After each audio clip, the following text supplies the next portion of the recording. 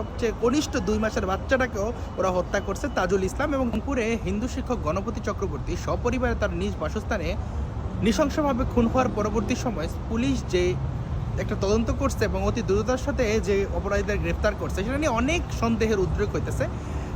Civil citizen সহ যারা বিজ্ঞ নাগরিক আছে তারা পর্যন্ত এখানে সন্দেহের উদ্রেক করতেছে এবং সবাই বলতেছে যে যেহেতু ব্যাপারটা দেশের সংখ্যালঘু মানুষের সাথে হয়েছে বা যে কোনো নাগরিকই হোক, ব্যাপারটার বৃহত্তর তদন্ত প্রয়োজন। কিন্তু দেখেন এখানে একটা সাম্প্রদায়িক অ্যাঙ্গেল যে আছে সেটা কিন্তু বাদ দেওয়া যায় না এবং কেন যায় না চলুন আজকের ভিডিওতে আলোচনা করা যাক।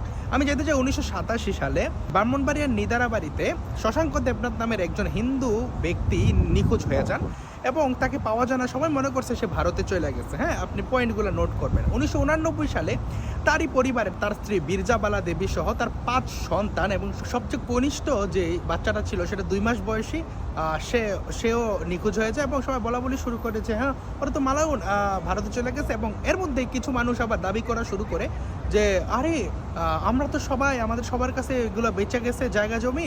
এর মধ্যে দেখেন সবচেয়ে প্রমিনেন্ট যে মুখটা সে হলো তাজুল ইসলাম, পাশের গ্রামের কসাই। এবং এই কসাইকে কিন্তু আবার যে হিন্দু নারী বীরজাবালা দেবী সে ধর্ম বাবা ডাকতো। তো আসলে এর পরবর্তী সময়ে সেই গ্রামের এক স্কুল টিচার যখন বিল দিয়ে নৌকা দিয়ে আসতেছিল তখন ড্রাম উদ্ধার করে এবং সেই ড্রামের মধ্যে 5টা ড্রামে দ্বিখণ্ডিত মরদেহ নারী বুড়াগুলা একসাথে করা চুন মিশানো জলে প্রায় সপ্তাহখানেক পরে এই লাশগুলো উদ্ধার করা হয় এবং সবাই ভাইবানিয়েছিল তারা ভারতে চলে গেছে। তো এই যে নৃশংস হত্যাকাণ্ড, একটা ফ্যামিলির 5 জনকে ডাইকা নিয়ে যায় এবং সবচেয়ে কনিষ্ঠ 2 মাসের বাচ্চাটাকেও ওরা হত্যা করছে তাজুল ইসলাম। এবং তাজুল ইসলামের যে শাস্তিও কার্যকর হয়েছে প্রায় অনেক দিন পরে। তো এই যে তাজুলেরা এই ধরনের কাহিনীগুলা করে সবাই মনে করে হিন্দুরা নাকি ভারতে পালায় গেছে। যেমন অনেক সময় মুক্তিযুদ্ধের সময় বা যুদ্ধের পরবর্তী সময় যেসব হিন্দুরা আসছে এই দেশে যারা মুসলিম সম্প্রদায়ের মানুষজন আছে তারাই অনেক সময় হত্যা করছে জমির লোভে, ব্যবসার লোভে। তারা আর কখনো কলকাতাতে বা পশ্চিমবঙ্গে ফেরত যায় না তাদের পরিবারকে ফিরে আনার জন্য।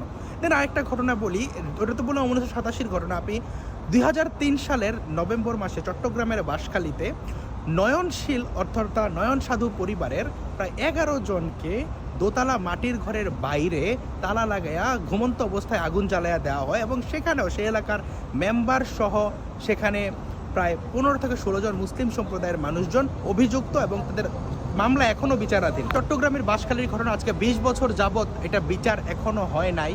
অভিযুক্তরা কখনো ধরা পড়ে, কখনো ছাড়া পায়, কখনো পুলিশ ধরতে পারে না, কখনো রাষ্ট্রপক্ষের আইনজীবী আসে না।